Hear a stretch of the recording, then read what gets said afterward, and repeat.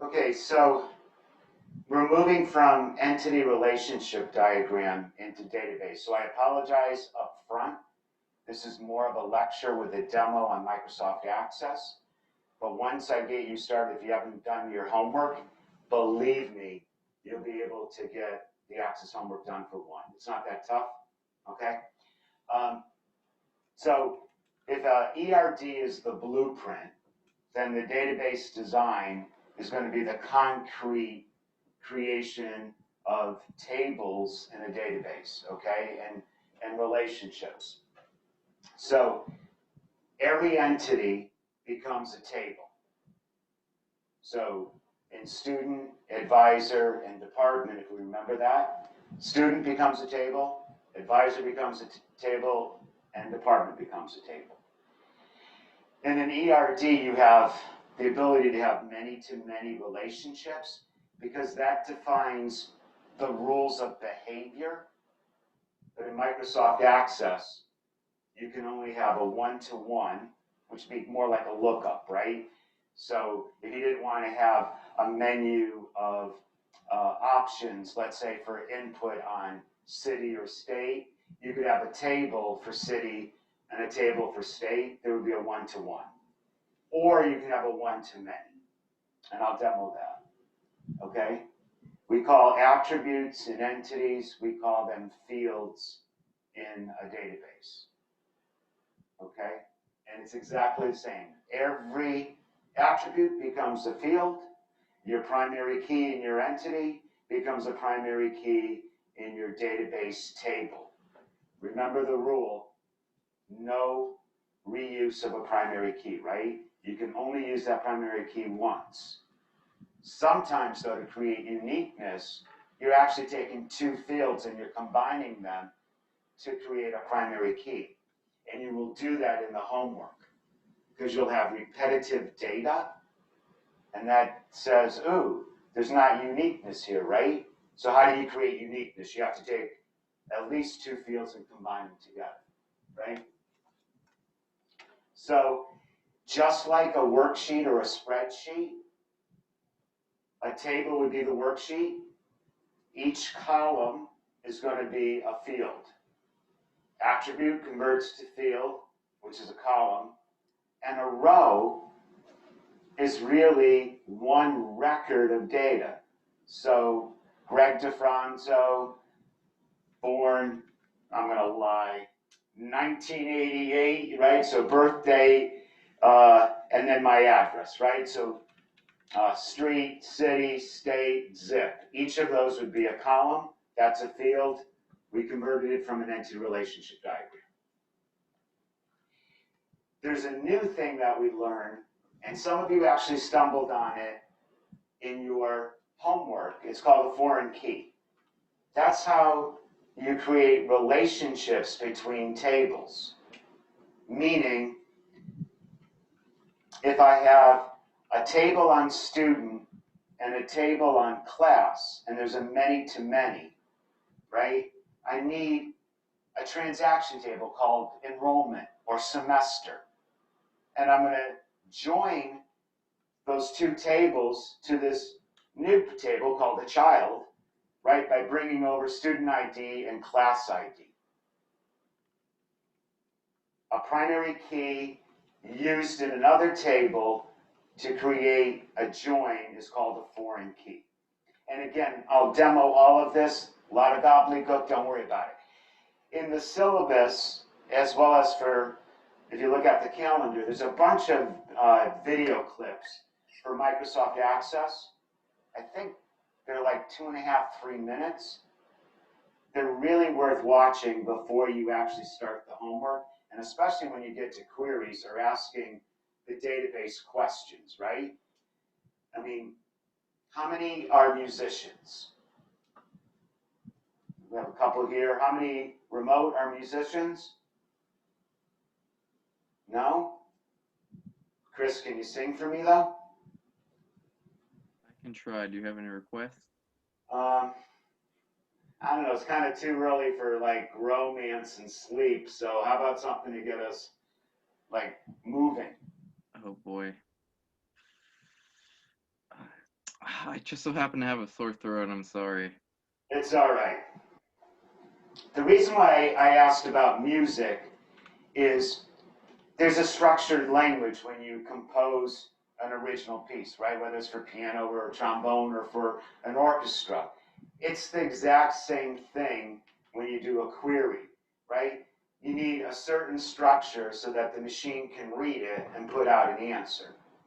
It's no different than like in your QM classes, if you really think about it, when you put in a formula, right? You put it in right, you get the results. You put it in wrong, you're gonna get garbage. And so I'll walk you through how to do that as well in some of the upcoming classes. Okay, again, ERD, blueprint. It gets converted to a database design. We're ready to construct.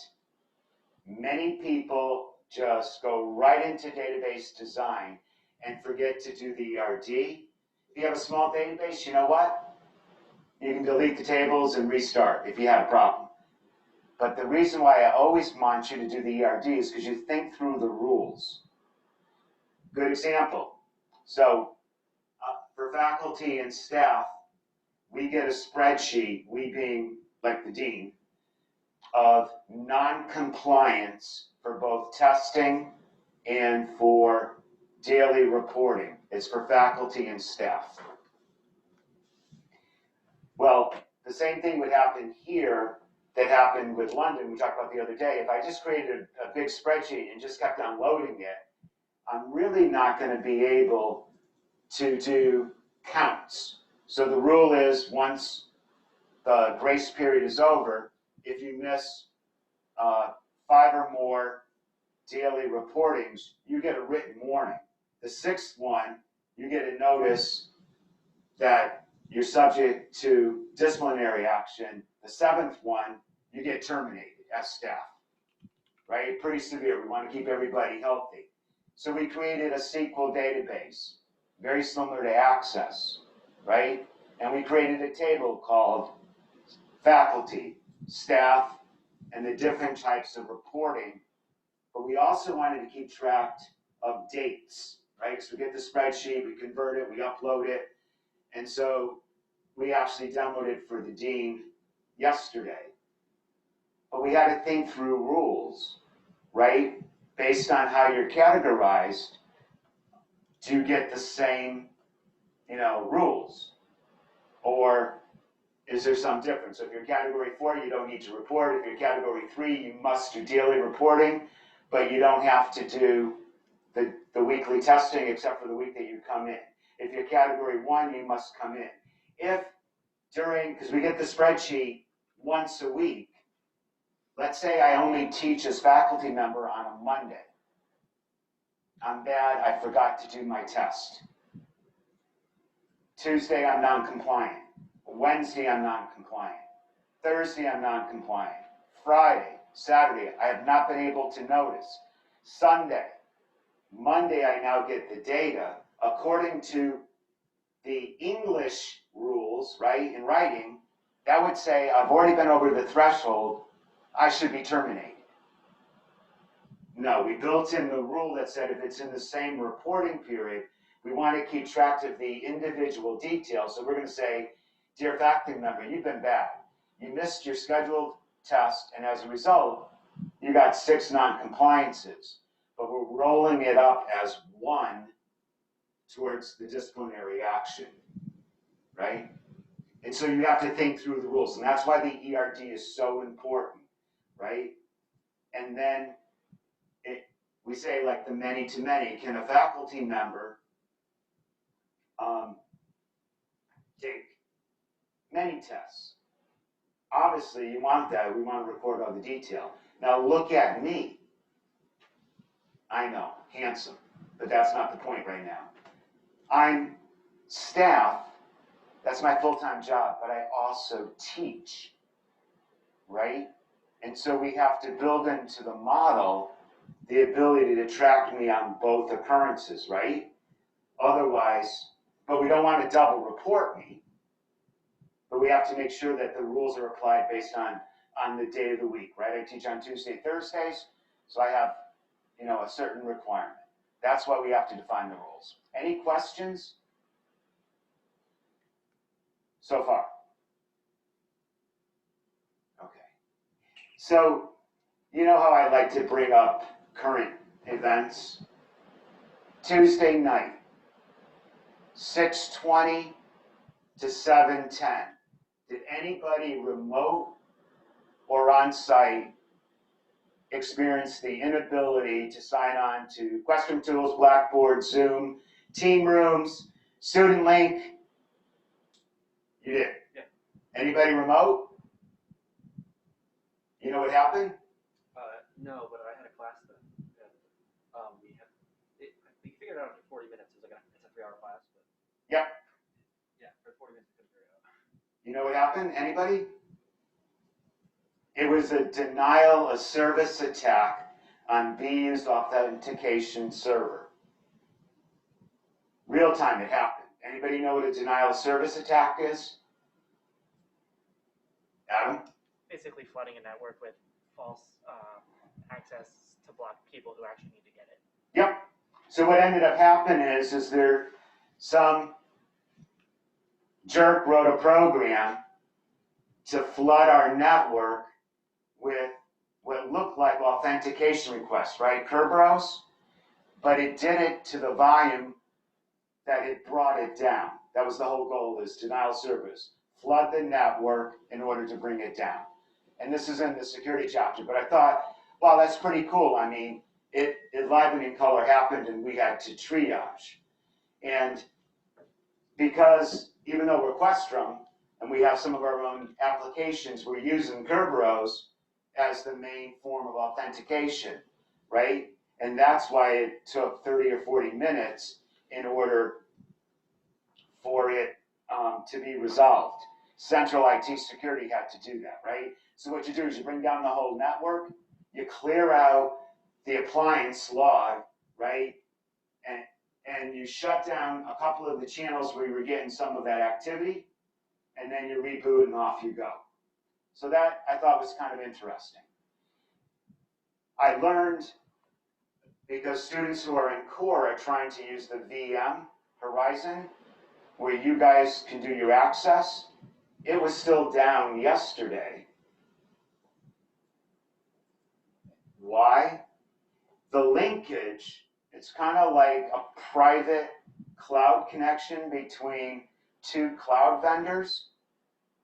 It needed, again, to be cleared or rebooted in order for that connection to be up. And so one of the things in operation support is you should have a checklist and make sure you check all the systems. That was a failure of human to do that, right? So as things occurred throughout the semester, I like to point it out. Now, if you watched the debate last night, I have no answer for the fly on Pence. Anybody see that? Oh my God, I couldn't stop laughing. Again, no politics, but, And then I read some of the tweets. I don't know if you guys saw some of the tweets, but one of the ones was like, oh, I hope if the fly lays eggs that he carries the fly through term, and they were getting along those lines. All right, enough of that.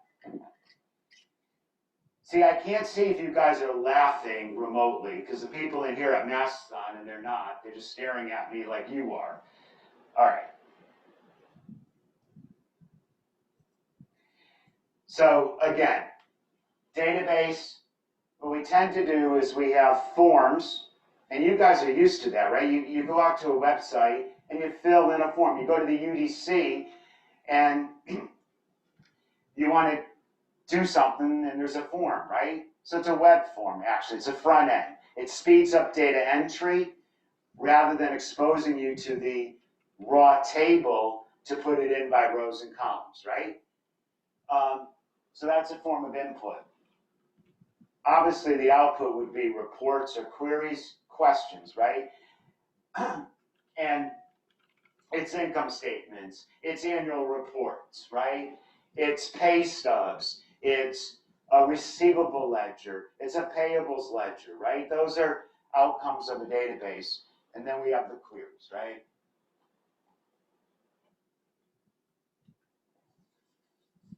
So again, just to recap, in a database, we have tables. And if you think about a table, it's really a worksheet. Subject matter unique, right? We want to make sure that there's referential integrity on that data. We don't want two subject matters to be in one table. Why? We won't have uniqueness. We won't be able to effectively ask questions, right? So that's why we create a separate table per entity. We have relationships, just like we did in ERDs. The only thing is you don't use the, crow's foot. You actually will in Access be able to draw it. Rows and tables are records. So each of you in the student table for student link have a row. And I know it has your BUID, your last name, your first name, your home address, your local address, etc., right? And then, anybody know what metadata is?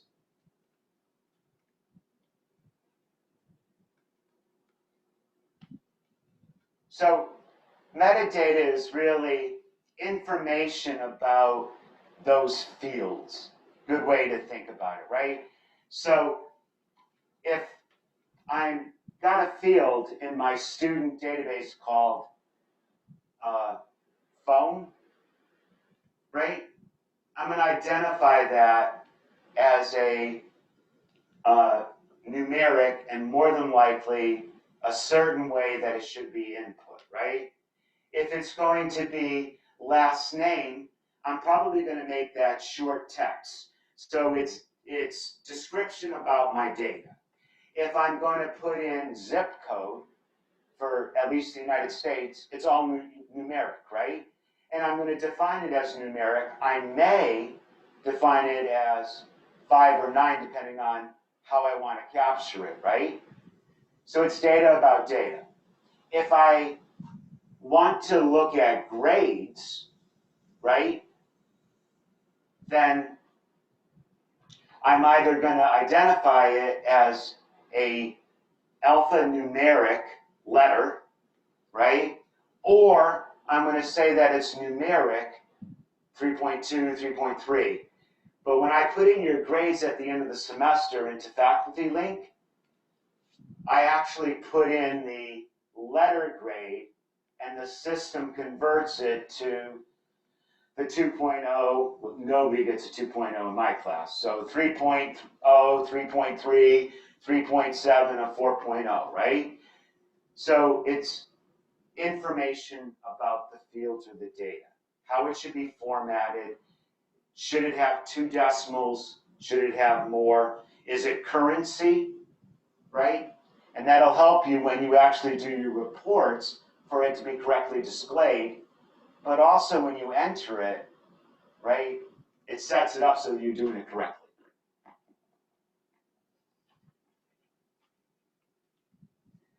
All right.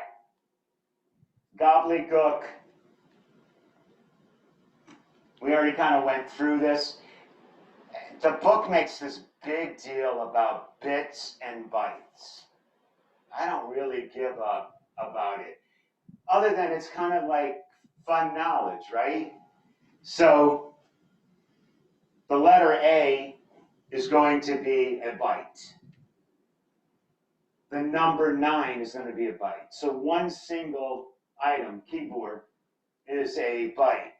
It's made up of a pattern of ons and offs. A pattern equals 8 bits, right? Every byte is made up of 8 bits and it has a unique pattern. That's all the book is saying. I will never test you on it, but I do find it kind of interesting. And the reason why this came about is if you think about machines, right? It was on-off switches when they first created mainframes for computing, right? And so it had to be able to read. When I first started programming in 80. I know one of you was born then, no. I had a stack of, the cards that you fill in for like, what do you call it? the old Scantron exams. Well, that's what this was, and I had to punch. And I had to punch the pattern for every byte, right? So that it could be read, because it read the stack of cards. And guess what? If your program failed, it never told you which card had a mistake. So I would always sketch it out before I did it, and oh God, I was so glad when they finally invented, language that sat above the machine. So the machine language would be assembly. It was reading that raw ups and downs, ons and offs. But they then came out with Fortran, COBOL, and today we have much more advanced, which is object-oriented. It's easier to code. When you guys do your query, it's going to be English-like. Behind the scenes, guess what the machine is doing? It is doing the punch cards that I used to do. It's breaking it down so the machine can process it. Have you ever seen anybody so excited about databases? All right. So,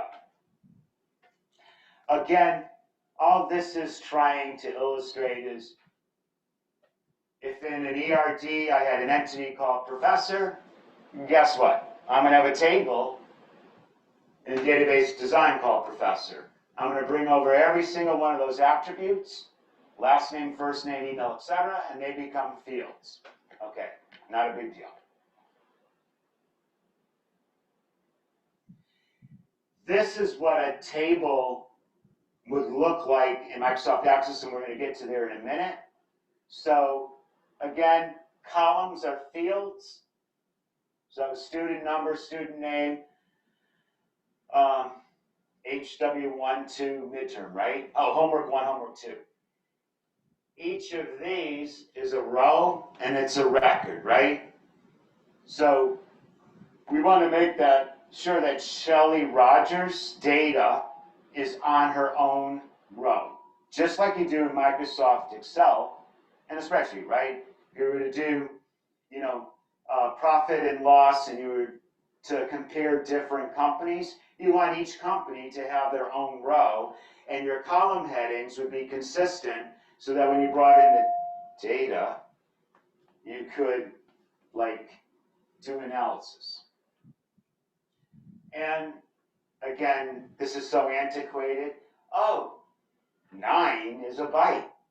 It's made up of bits, right? Again, if you're a nerd, you kind of like it.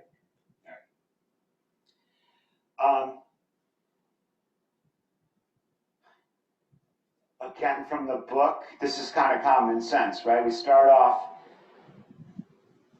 with basic characters. Those characters are grouped together to become fields. Those fields are grouped together to become a record, and that series of records exist in a table, right? So when you read the chapter, just gloss over it. It's really common sense on this part. Again, primary key, every single table has to have a primary key. Foreign key is when we connect tables, and I'll show you that. Okay. So, nobody from the audience in person. Example of relationship amongst rows. So, somebody from remote, walk me through the email table. What's the primary key? Are there any foreign keys?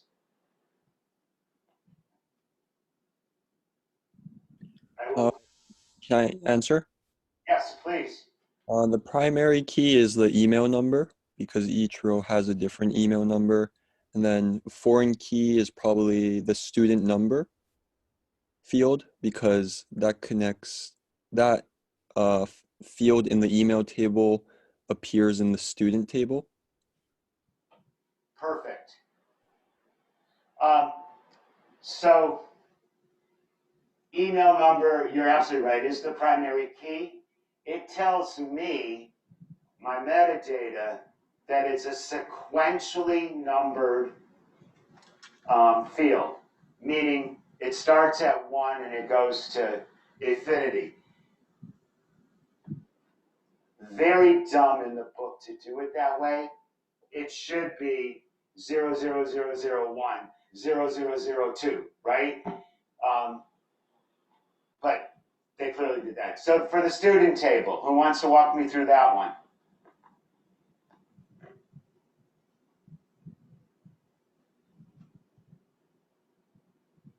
I don't want a cold call.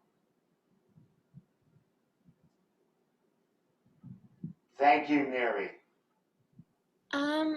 The primary key is the student name, and then the foreign key is also a student number. Okay, and I'm so glad you spoke up. So let me sort of build on that a little bit. I would suggest that student number is going to be the primary key because that's the most unique. Student name, like just think about our class roster. We have, several students that have similar or the same last name, so it's not unique, right? So student number clearly would be the primary key.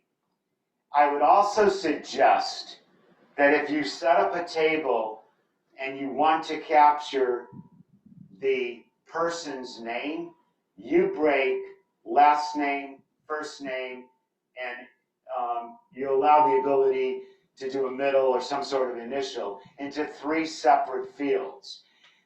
This is very poor design, and you would have problems in the future doing queries.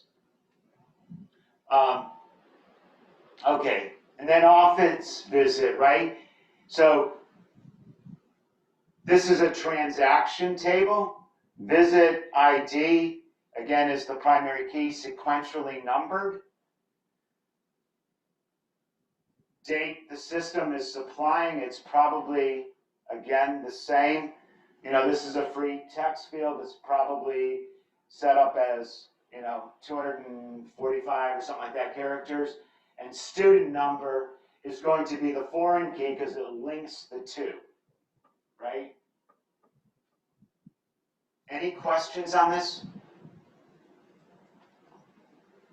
Two participants. Will, Lynn has a question. Lil? Yeah. Lil? Will, Lynn. Oh, Will. Yeah, sorry, Will. Sorry, I called you Lil for Lily, but Will. I'm sorry. I was trying to answer this question. I should put my hand down. Okay. Mary, I think has a question. Mary. Yeah, I'm a little confused because, so is there just no foreign keys in student table? Correct. Oh, okay. So a table doesn't always have to have a foreign key because it can exist with relationships to other tables, right? It's only if there's a need to bring in, like, if I needed to bring in email information into the student table, I would do email number and call that a foreign key. But then I'm thinking about it, that really wouldn't give you any useful information, right? So the foreign key is kind of about the useful information. I always view it as transaction table, right? Orders, process, semester grades. Does that help? Yeah, thank you. You're welcome. So again, the metadata, I don't care if you remember that it's called metadata. It's more like, how do you set it up? So this is actually a screen from Access. And so we know in this particular case, we have a field called date. And there's the ability to drop down and select your choices. I want to make it date and time. I could just make it date, right? And if you're doing a table that has like email or credit card transactions, you want date and time, right? In case there's any issue from the customer, you want it to be time-stamped. And then it allows you this input mask just says, how do I want it to be formatted, right? So if you think about a form that you filled in, sometimes in BU, the U already exists and all they ask you to do is to put in the number, right? So that's an input mask. It's only looking for the numeric part of your BUID. If you fill in a form for zip code, right, it's going to be a defined length of the field. If you think about phone number, in many cases, right, it requires, for the US, the area code, then the 3 digits, and then 4 digits, right? It's forcing you to put in the data as accurate as you can. That's what an input mask is. And there's different options. Did you have a question? Oh. Okay.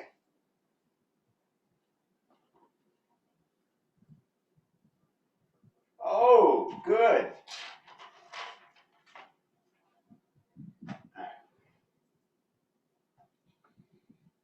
Now we're really going to get into something super exciting.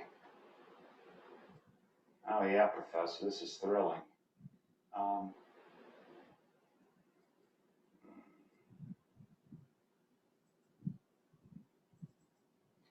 Okay, Microsoft Access. Microsoft Access is a single user database, meaning one user can use it at a time. It doesn't sit on a server for multi-people to connect to it. Why do we teach this rather than SQL? It's a little bit easier to demonstrate the concepts, and guess what? You can use Microsoft Access as a front end to SQL because behind the scenes, the programming code already translates it. And the setup is the same. In the extra credit, I actually have some SQL, I think they're training sessions that you can sign up for. If you're a finance major, please, even if you never concentrate in IT, just peruse those. I mean, I'm giving you extra credit, right, for points. Why? SQL is the #1 database environment, right? You can get MySQL for free. There's also Server SQL, but it's used as the question and answer language to go against lots of data, right? I recommend for finance and for marketing, SQL. IS concentrators, obviously. The other one I recommend is perusing either Python or R. And if you read the articles, it's becoming more and more required that finance business students know Python. It's an English-like language, but it too is used to go against multiple databases to get an answer, right? It's worth getting some skill. All right, so Microsoft Access, I booted it up. If I'm going to start fresh, I'm going to do a blank database. And I'm going to name it. So if you remember in our last class, we did an ERD for Fitness First. So all I'm going to do is show you how to convert Fitness First ERD to a database design. Okay? So I'm going to call this, and my typing is like your great-great-grandmother that's dead. So don't laugh because I'm pretty slow.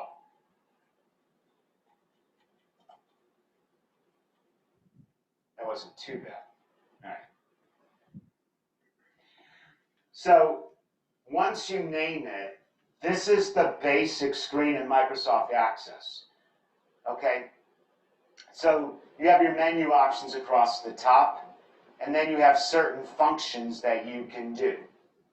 So if I go into home, right, it says, okay, there's nothing here, so it's assuming I want to create a table because a database has to have at least one table, but preferably more, right? So let's say I want to create a table.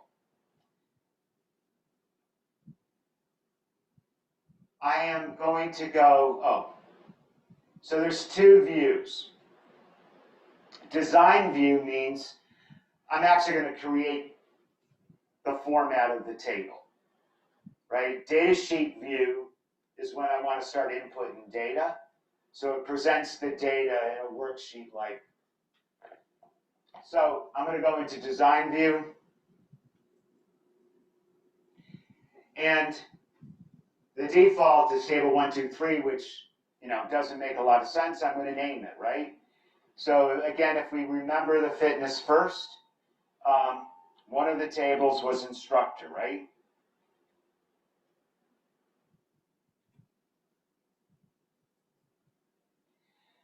Okay. So now I can begin. The first thing it's going to want me to do is identify what my primary key is, right? So when you guys do your homework, make sure that you set up your primary key correctly. If you do it as auto number, or you do it as number only, you're going to have an error because you already have data. So you have to look at the data, right? So in instructor ERD, our first field was instructor ID.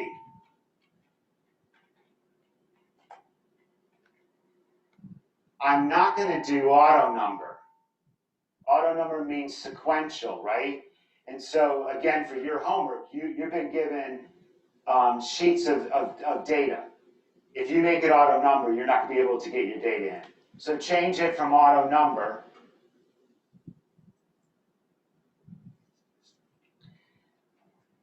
In this particular case, it depends on your data. So we don't have really data here.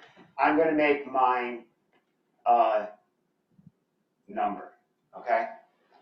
And I don't need to do anything down here unless I want to do an input mask, right? I want to set up the input to be U dash, right?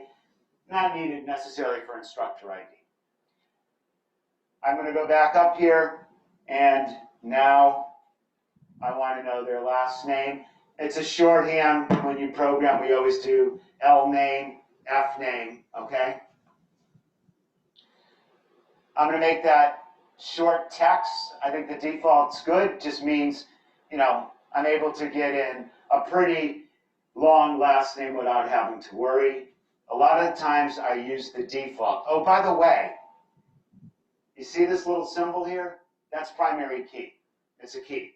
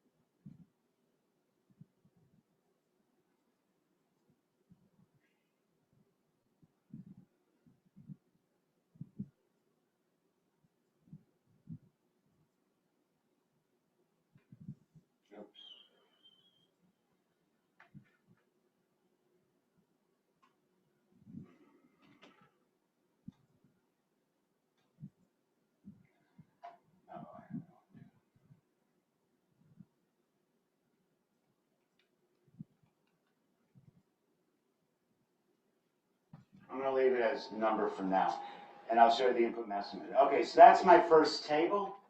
Real easy, right? I'm going to save it. And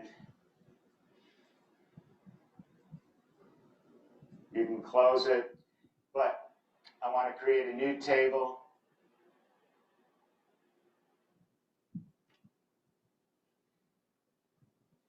Oh, I have a hard time. Okay. So again, design view. This one here is going to be room.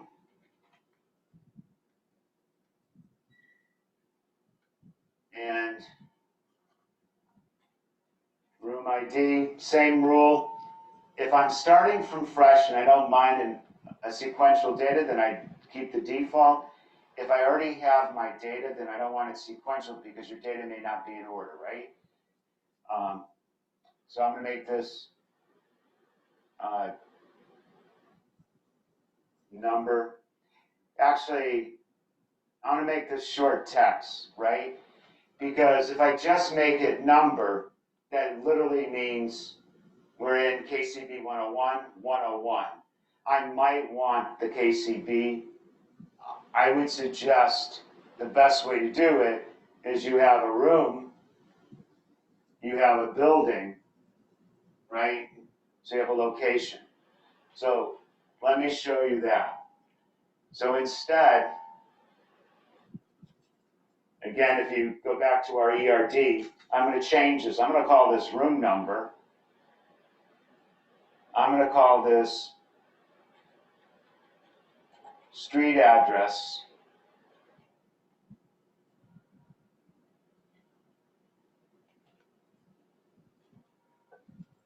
I could spell.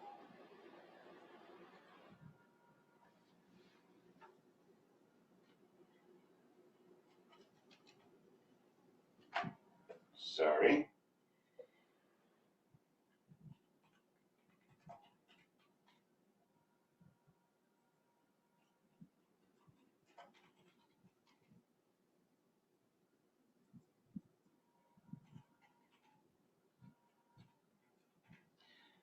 So, room number, we're in, back over in Questrom, we're in HAR 326. I also want to know it's 595 Com Ave, right? Because in the same building, don't forget, we have the President's Suite, 7, 8, and 9, so it's Silver Way. I want to make sure I identify things.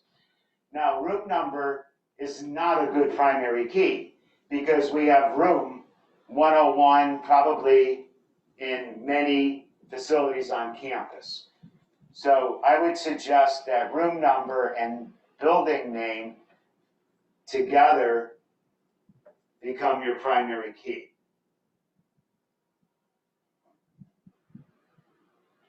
So you hold down and you select them both. And well, if I did it right. Sorry. Okay. So now the combination of those two fields create uniqueness, and those are my primary keys. Any questions on that?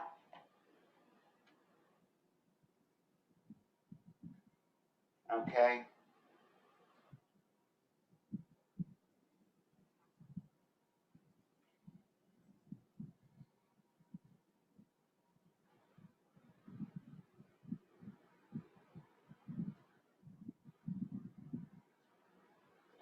So again, back to the ERD, we have fitness class.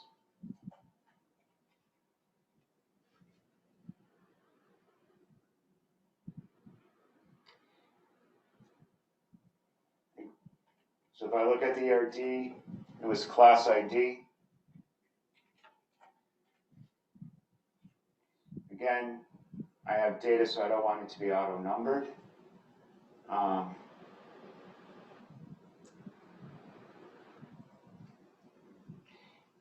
Again, if I think about it, right, so you have to think it through, and if you look at your data, it becomes clear. If I then put it in as a number, let's say it was this particular class, you'd only be able to put in 223, right? So is it better to identify 223 in one field and the academic area in another field, so IS, OB, FE, etc., or do you combine that?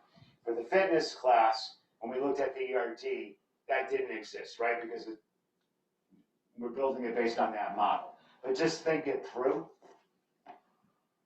So how many think if it was like BU classes, should IS or the academic department be one field and the class number be another? or should it be combined? How many say one field? Even remote. How many say two fields? The best design is two fields. And to be very honest with you, you'd also want a field for section, right? So that I can do A through Z or whatever's appropriate. The more you break it down, the better. When you concatenate, combine it, sometimes it leads to errors, right?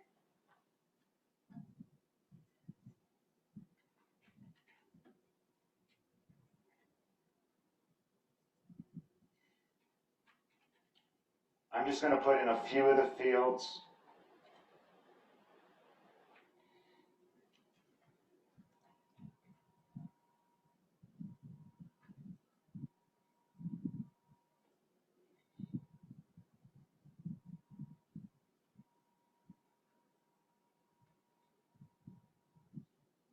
So, again, based on the ERD, they have a start date and an end date for that fitness class, so aerobics or whatever, right? And so I want to put it in as a date, and I have some choices. In this particular case, I like the short date format, but you would, if you already have a spreadsheet that has data in it, you match your data to your options. If you're creating it without any data, then you can do what I just did, right? And if I'm going to do that, then I'm also going to do the same for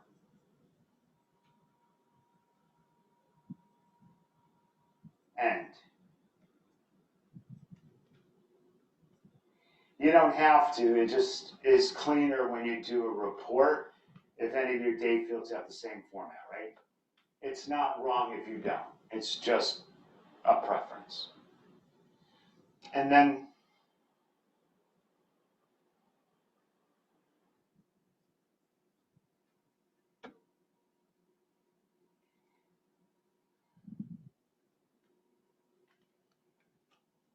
so now I have customer.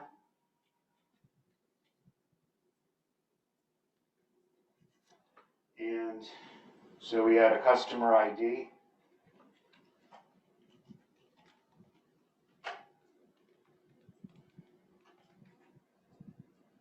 I don't want auto number again, right? Even though I don't have any data, the best thing would be either number or short text.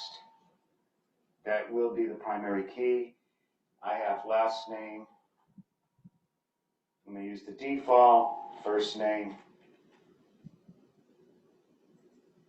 email.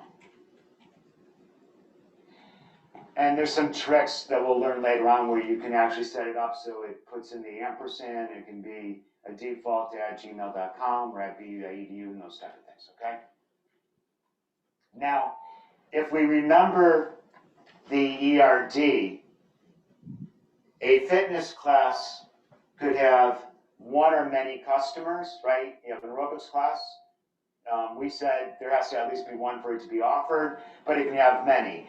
And a customer can take 0 or many fitness classes, right? You're in the database, and you've signed up. You have the ability to sign up for as many fitness classes as your payment plan allows. So there's a many-to-many between those two entities, right? So in database design, you can't have a many-to-many. You need to break it down. It means you need a child table. They call it an intermediary table, right? And it tends to be a transaction. So in this case, it's going to be enrollment, right? I want to bring information, transactions, time-stamped, of both customer and fitness class, so over time, I can see my patterns of behavior, right? So I'm going to create one more table.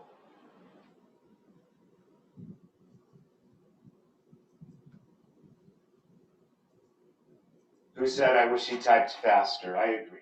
Enroll.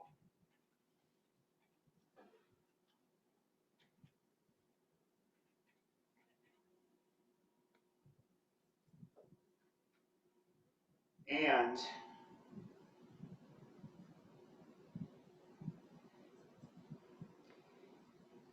in this one, I'm going to bring over customer ID.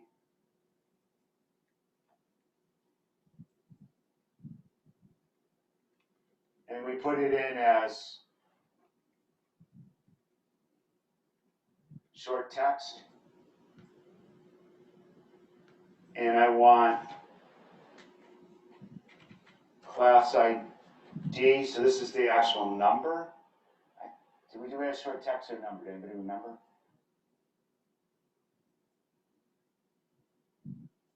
Number.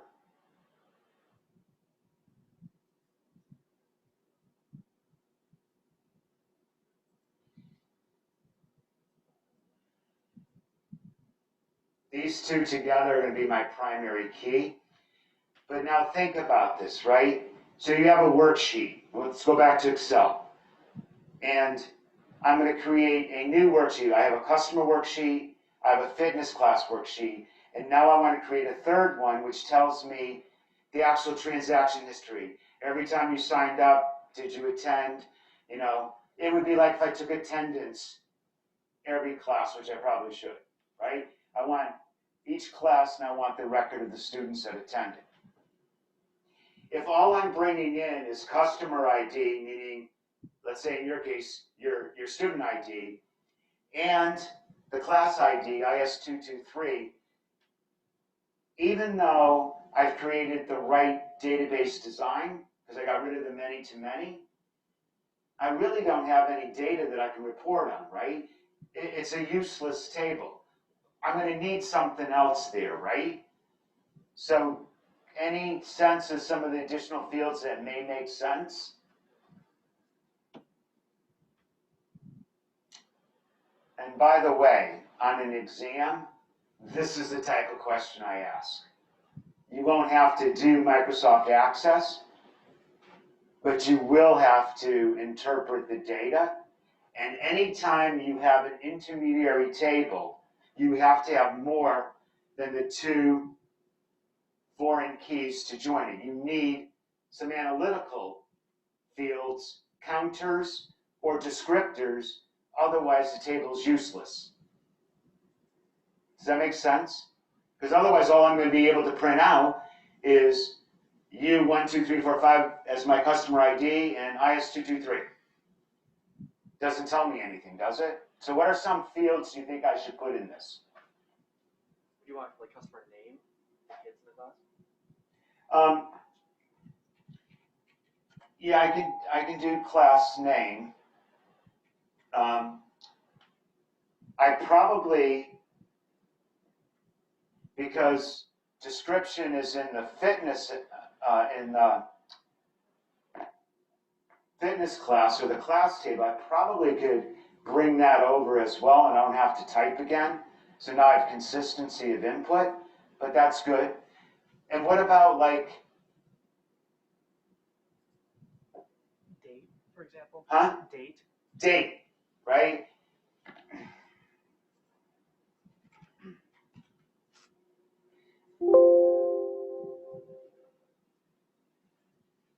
And I don't know, you probably want like attendance, right? I need a count.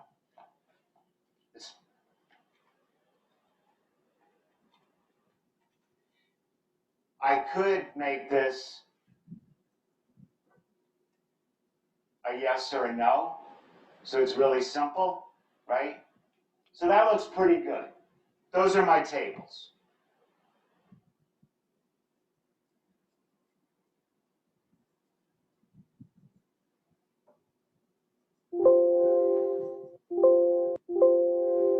Okay, so after you've created your tables, they now appear. Again, if you're starting fresh, you're doing what I'm doing. In your guys' case, you actually have a starting point with the data, right? So you have to be very careful, because if your design is wrong, you can't read in your information. A couple students started to do the homework, and they're like, oh my God, professor, I have this table, and, you know, it's repeating data. What do I do? Means that you need to take and use at least 2 fields to create uniqueness. So in one of them, it would be, I think it was branch number and book ID, meaning, I think in that case, like let's say it's Barnes & Noble. There's Barnes & Noble, BU, Northeastern, Suffolk University, as well as just general stores, right? In Saugus and Linfield, etc. So each of those have an ID, and each of those can sell the same book, right? But I want to keep track of inventory in each of those locations, and so I'm going to combine those 2 fields to create uniqueness. Okay, back to database tools. I want to do relationships. I'm all about relationships, right? Everybody needs somebody. Every table needs another connection, right? So, oops.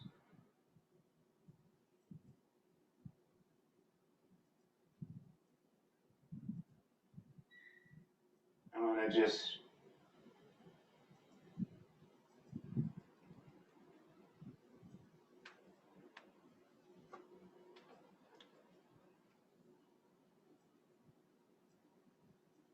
so I just drag them over, not a big deal, and you can go up and down so that you can see the rest of the fields, right? So all I do is use my mouse or an arrow key to signify a join between the 2 tables, right? It says the value of customer ID in table 1, because I want that field as a foreign key in table 2, I want that value to be exactly the same. You input it in 1 and it travels, or it sets up the data entry so that it's correctly entered in both places, right? It has to match. So it said, oh, customer ID in table 1 equals customer ID in table 2, yes. I want to enforce referential integrity, which means no duplicates. I want it to be exactly the same in both tables, okay? Easy. Now, do you see it automatically drew the relationship for you? Microsoft Access is smart enough to know which one is the primary table, so it has just this one mark, and which one is going to be the detail table, meaning it's going to have a lot of records, and so it has what's called the infinity sign. It means many. So enrollment, and think about it, right? Customers, you have a fixed list. But enrollment, you're going to have the ability to have many customers repeat, right? So I take an aerobics class, and a weightlifting class, something that stretches me, makes me taller class. So everything is going to be repeated, right? Okay. Same thing here. I want to show a relationship. Easy, class ID to class ID, enforce. And the reason why I went back to look at how I set up my fields, if you set up one as alpha or numeric and one as short text, you're going to get an error. They have to be the exact same format. If you've already put in your data, guess what? You're going to have to delete the table. So make sure you think about it before you set it up. Okay. Again, enrollment we knew was going to be the many, so it automatically drew it.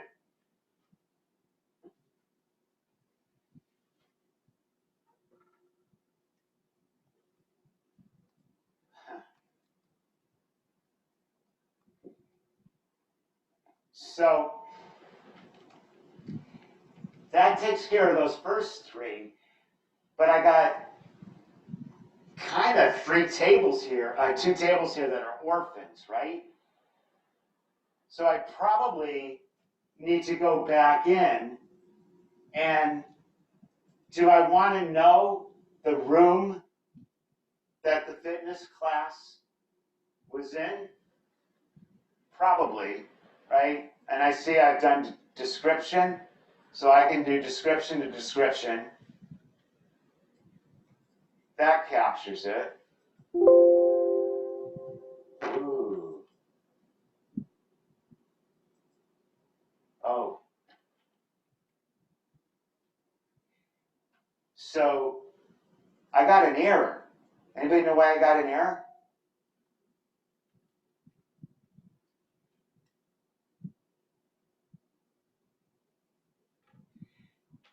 So I tried to see descriptions in both, and I set them up correctly in my design to be, short text, but I got an error. And that's because I didn't identify them as a primary key, right? There's no uniqueness.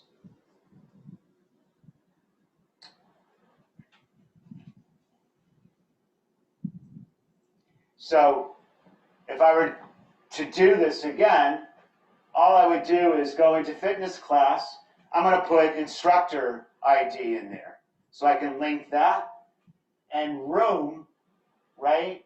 I'm going to put class ID or room number so I can build these two together, right?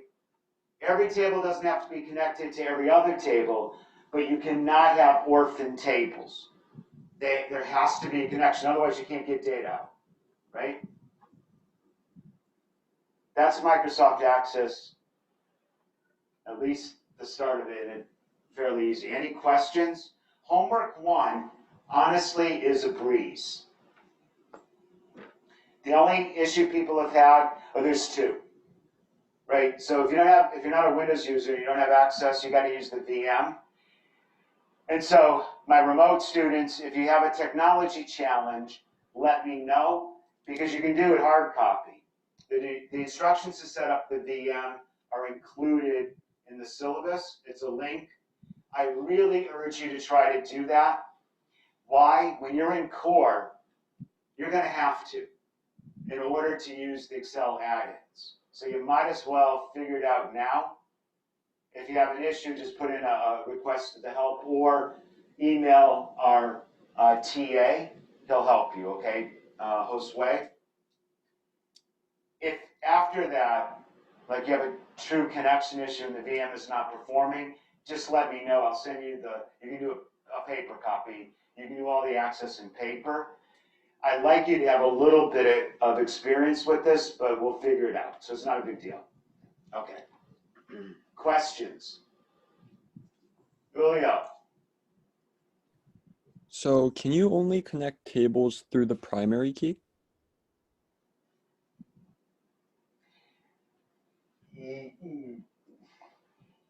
Yes, but remember, a primary key in one table is going to be a foreign key in another. So it is through those keys. Okay, but yes. I don't have to name. A lot of times, you inherit in a job a database that's already been constructed, and people are sloppy little jerks. And so they may call it a certain name in table 1 and a different name in table 2, but the values are exactly the same. You can connect those.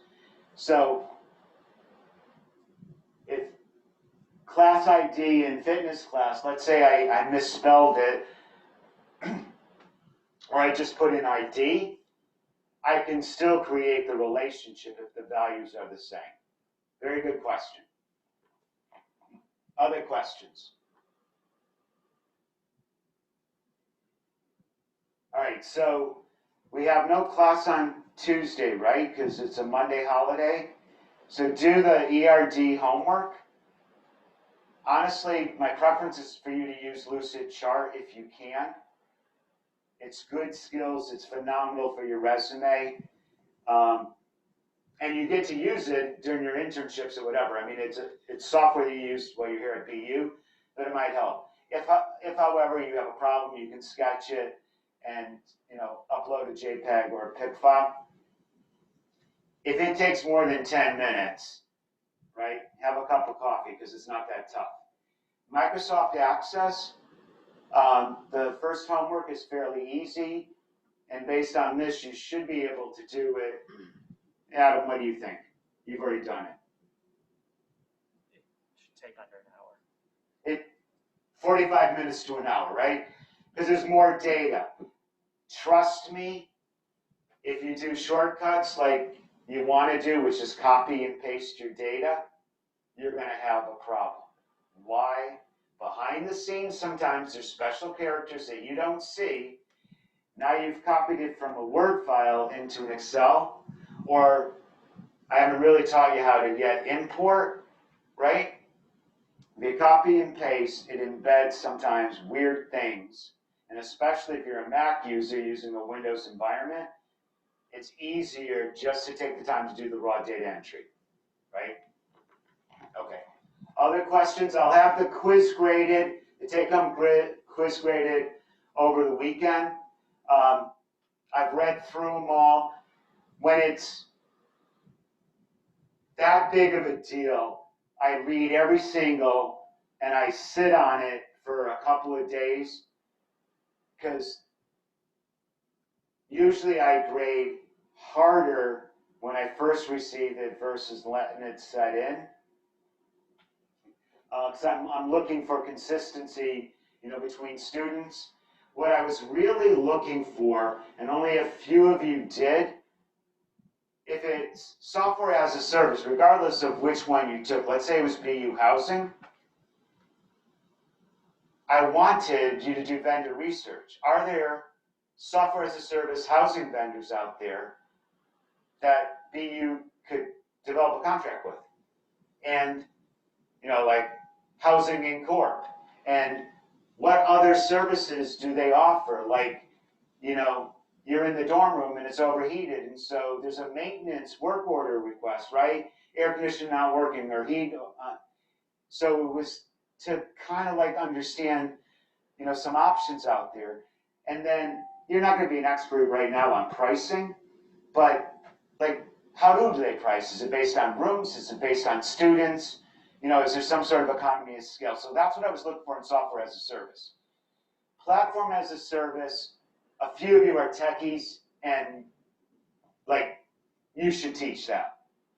But the most of you, I was looking for a regurgitation because you're not techies. That was fine.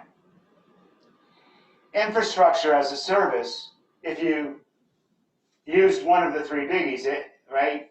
Amazon 3, Google, or Microsoft Azure, I like that you repeat what I say, but like, you can open up their contract and how do they charge, right?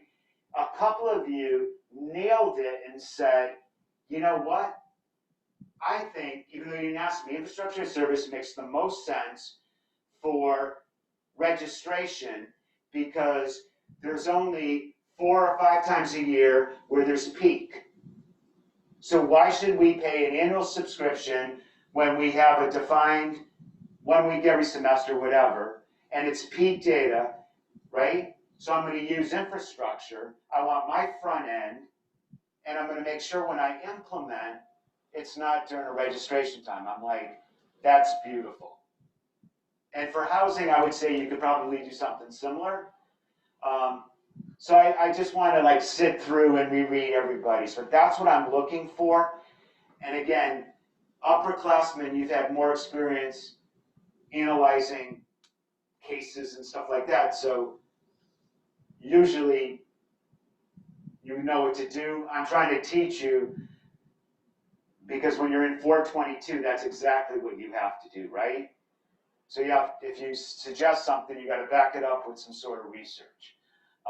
But overall, I'm like thrilled. I've raved about you to the rest of the teaching faculty. I think I have the best section. You guys are doing your homework. You're staying engaged. A few of you that are snoring in class, like one today. Okay, anything else before we break? Any questions? Not in the chat or any hands up. I just want everybody to know I drink 1 cup of coffee and I still have this amount of energy at 5 p.m. Have a good weekend. Don't do anything I wouldn't do. Thank you. Thank you. Thank you.